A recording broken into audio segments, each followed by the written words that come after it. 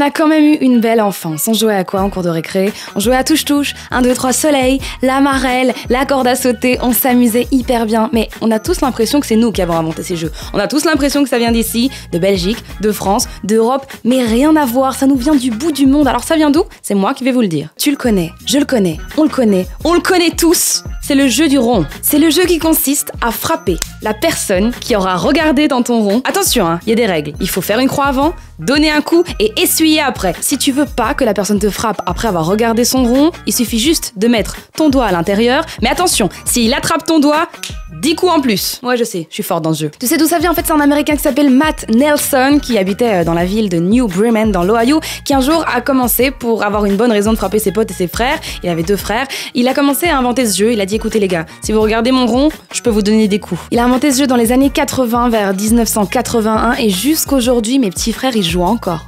La marelle, la corde à sauter, cache-cache, franchement, la cour de récré, c'était trop stylé, hein.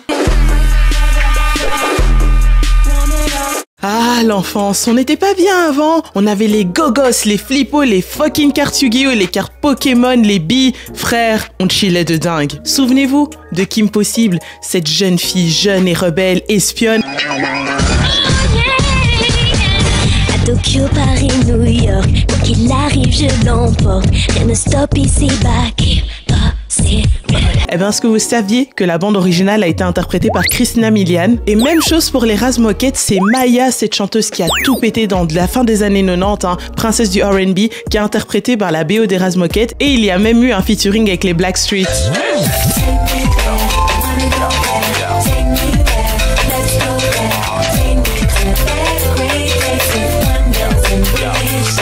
En parlant des Razmoket, ça ne choque personne que de jeunes personnes se baladent dans la rue normale, vivent des aventures incroyables. Mais ce sont des bébés! Sinon, côté nouvelle artiste, I got y'all, vous inquiétez pas. Je vais vous présenter Ambré Perkins, qui est une artiste SoundCloud qui a tout pété en 2015. Et d'ailleurs, son son Nintendo Shawty est absolument à écouter. Justement, dedans, elle parle de relations où ça ne va pas, où le garçon joue un peu avec la meuf. Je vous le recommande vivement et vous pouvez facilement la retrouver en ligne. C'est cadeau!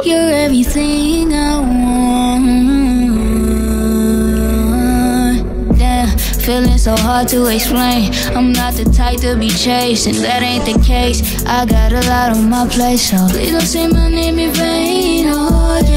Un jour je serai le meilleur dresseur. Je me battrai sans répit.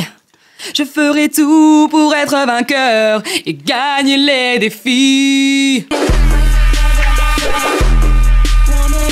Je l'ai remarqué, vous l'avez remarqué, on l'a remarqué, les jeunes se maquillent de plus en plus tôt. Alors, je veux pas me positionner parce que c'est pas moi qui éduque vos enfants, mais du coup, pour les parents, les grandes sœurs, les cousines qui ont un peu d'autorité sur les jeunes, je vais vous aider à trouver un compromis avec les jeunes qui veulent se maquiller sans qu'elles ressemblent à une fille de 20 ou 25 ans. La première chose que je conseille, c'est vraiment de ne pas toucher au teint. Au pire des cas, si le jeune ou la jeune commence à avoir des boutons, des rougeurs, limite, optez pour une bébé crème parce qu'alors ça sera ultra léger. Et éventuellement, un correcteur vert sur quelques zones du visage pour justement contrer un petit peu le côté rouge des boutons. Les lèvres, c'est le plus simple. Un gloss nude, vraiment très peu coloré. Il y a aussi les baumes à lèvres colorés, il y en a partout. Donc elle va être contente, elle aura l'impression d'avoir un rouge à lèvres et pourtant, ça fera qu'hydrater ses lèvres. Alors personnellement, à 13 ans, quand ma mère a bien voulu que je commence à me maquiller, c'était crayon noir dans la muqueuse et mascara, mais c'est ignoble parce qu'à la fin de la journée, après une journée de cours, c'est pas comme c'était le matin. Ça a coulé, ça va, ça fait des croûtes dans le coin de l'œil et tout, c'est dégueulasse. Donc on oublie, optez vraiment pour un mascara marron et c'est tout, on va pas plus loin.